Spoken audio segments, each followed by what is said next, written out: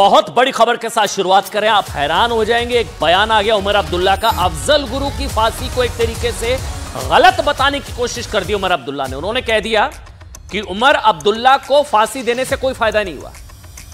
उन्होंने यहां तक कह दिया कि अगर मैं होता, मेरे से पूछा जाता, जम्मू कश्मीर के मुख्यमंत्री से, अगर उस वक्त हमारी सरकार थी वैसे, लेकिन हमसे पूछा नहीं गया, अगर पूछा जाता तो फांसी नहीं होती, ऐसा नहीं होता।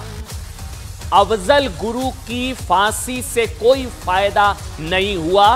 यह बहुत बड़ा बयान जम्मू। हालांकि आपको बता दें, उमर अब्दुल्ला कौन? नेशनल कॉन्फ्रेंस कांग्रेस का गठबंधन, राहुल गांधी, उमर अब्दुल्ला। कांग्रेस का क्या स्टैंड होगा, यह बहुत इंपॉर्टेंट होगा यह जानना, क्योंकि अफजल गुरु आतंकवादी, संसद हमले का आतंकवादी जिसको फांसी हुई, अफजल गुरु की फांसी को गलत, इससे पहले जुडिशियल किलिंग, जेएनयू में अफजल हम शर्मिंदा है, वो सारी चीजें हम देख चुके हैं। मुझे याद है पी चिदम्बरम की तरफ से भी इसी तरह का बयान आया था। पूर्व गृह मंत्री 2013 में उनका इस तरह का बयान आया था, जब उन्होंने कहा था कि फैसला ठीक तरीके से नहीं हुआ। कांग्रेस इस तरह का बयान पहले दे चुकी है, सब मैं आपको आगे आज बताऊंगा। लेकिन अब एक बहुत बड़ी खबर है, एक बार बयान, अगर हम बयान सुनाते हैं उमर अब्दुल्ला का बयान सुनिए, एक एक शब्द को ध्यान से सुनिएगा। अफजल गुरु की फांसी को लेकर जम्मू कश्मीर विधानसभा चुनावों के बीच एक तरीके से आप कह सकते हैं चुनाव वहां पर गर्म है। उमर अब्दुल्ला की तरफ से कहा गया है कि अफजल गुरु की फांसी से कोई फायदा नहीं हुआ, मुझसे पूछा जाता तो ऐसा नहीं होता। सुनाइए, एक एक शब्द को ध्यान से सुनिएगा। My unfortunate thing was that the J&K government had nothing to do with Afzal Guru's execution. Otherwise, you would have had to do it with the permission of the state government, which I can tell you in no uncertain terms would not have been forthcoming. Why? It wouldn't have. We wouldn't have done it. I don't believe that any purpose was served by executing him.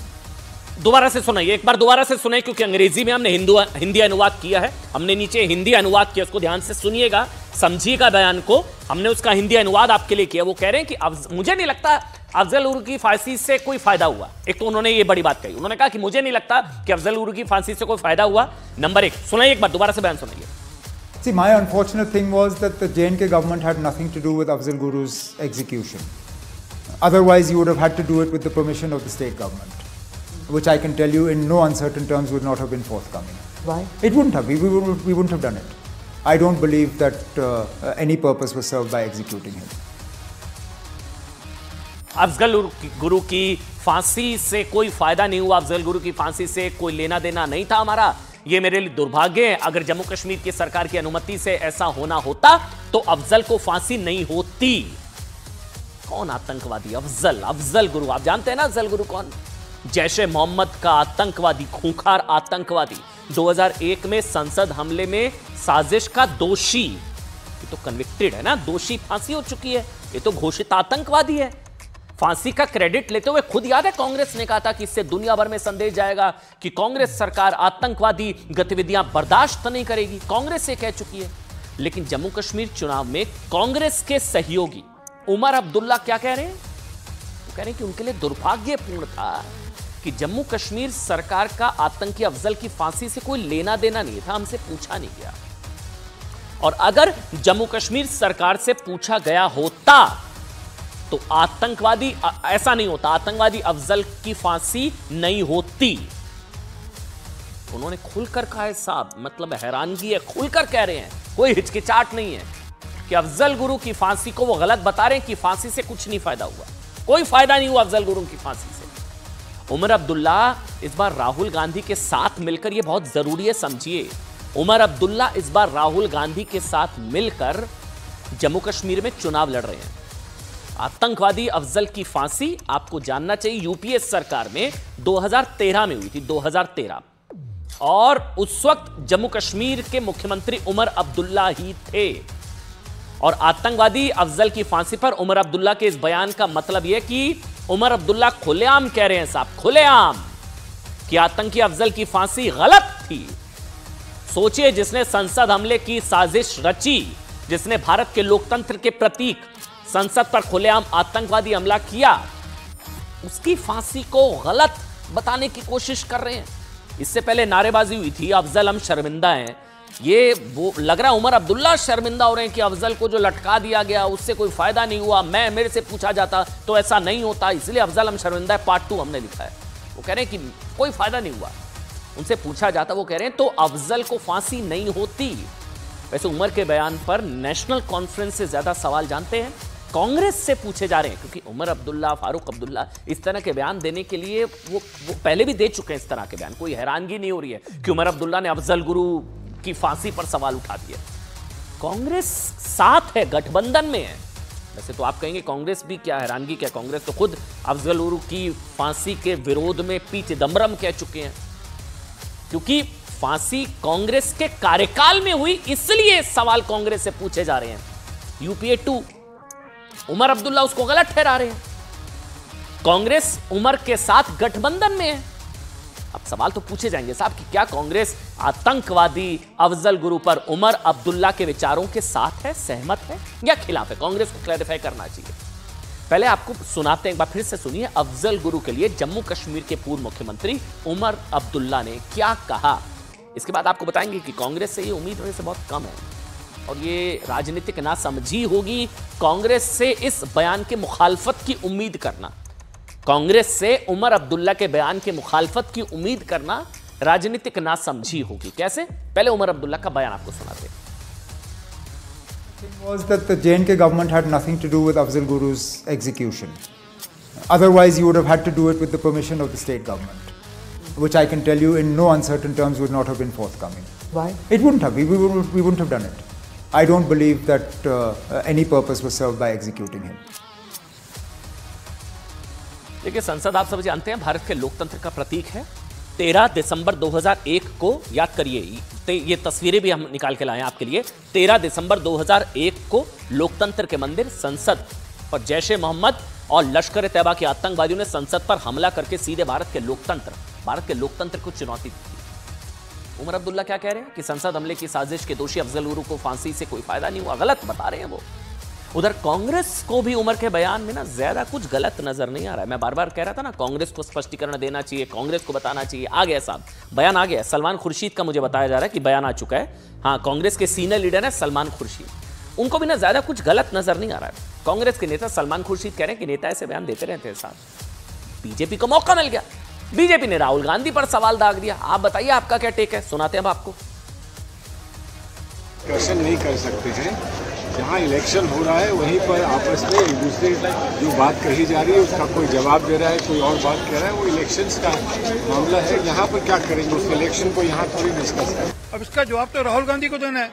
वो संविधान की बात करते हैं, parliament पे जो जिसने हमला करवाया, जो पार्लियामेंट के हमले का मुख्य आरोपी था, उसको फांसी, देश का जो संविधान का मंदिर है उसको फांसी हुई, उसको वो जस्टिफाई करेंगे नहीं, उसको फांसी ठीक नहीं थी कि उसका कोई पर्पस हल नहीं हुआ। तो इसको तो आप क्या चाहते हैं?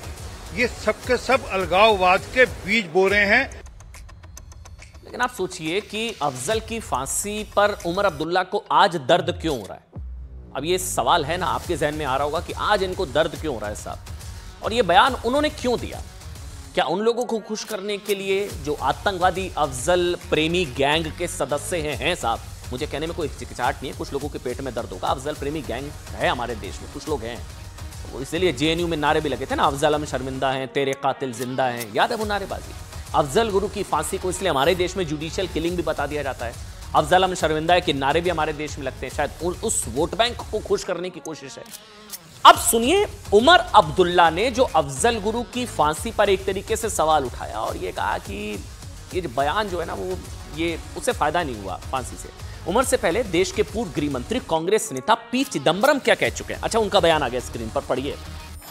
वो कह चुके हैं कि ईमानदारी से ये कहना संभव है कि अफजल गुरु मामले का शायद सही ढंग से फैसला नहीं हुआ, शायद सही ढंग से फैसला नहीं हुआ।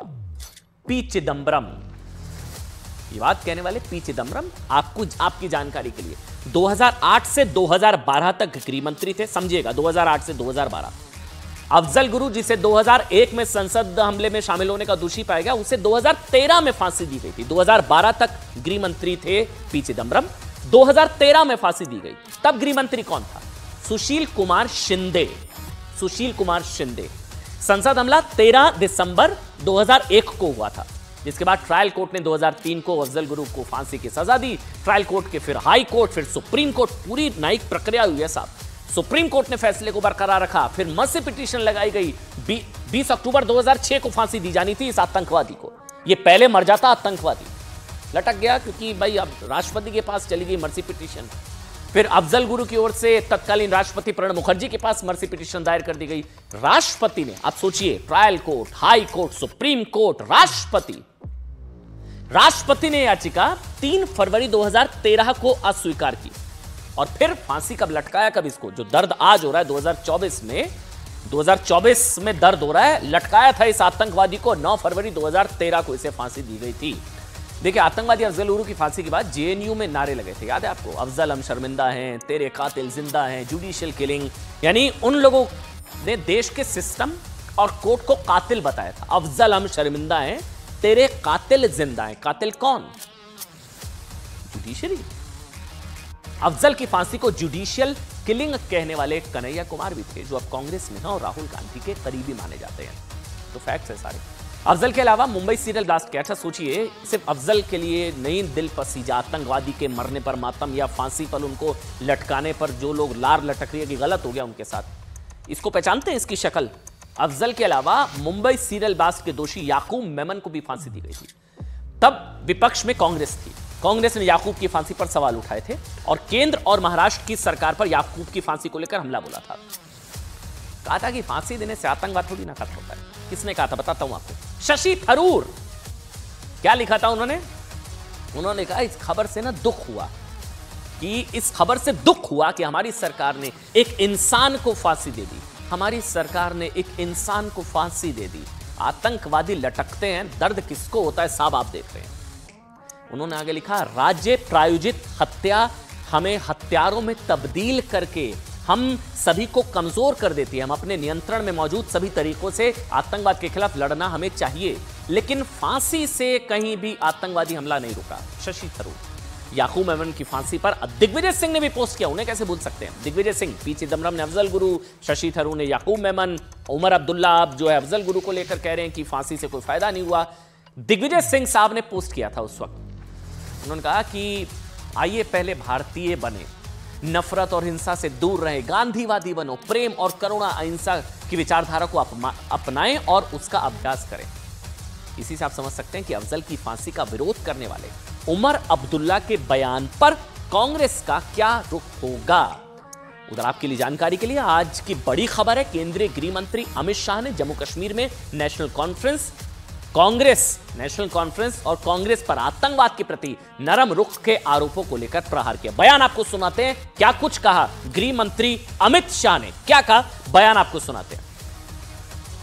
कि आप देश की जनता के सामने और जम्मू कश्मीर की जनता के सामने स्पष्ट करें, आपका मौन धारण करने से कुछ नहीं होता। क्या नेशनल कॉन्फ्रेंस के एजेंडा के साथ कांग्रेस पार्टी सहमत है या नहीं है? आप हाँ या ना में जवाब दीजिए। मुझे मालूम है वो नहीं देंगे, मैं बता देता हूं वो पूर्णतया सहमत है। ब्लेम गेम चलता है। जम्मू कश्मीर में जो 40,000 लोग आतंकवाद की बलि चढ़ गए, इसकी जिम्मेदारी किसकी? अभी तो राष्ट्रपति शासन था, हम कुछ करना नहीं चाहते थे, मगर जम्मू कश्मीर में नई सरकार बनने के बाद हम एक व्हाइट पेपर घोषित कर ये आतंकवाद फैलाने वालों की, उसके पोषण करने वाले की जिम्मेदारी तय करेंगे।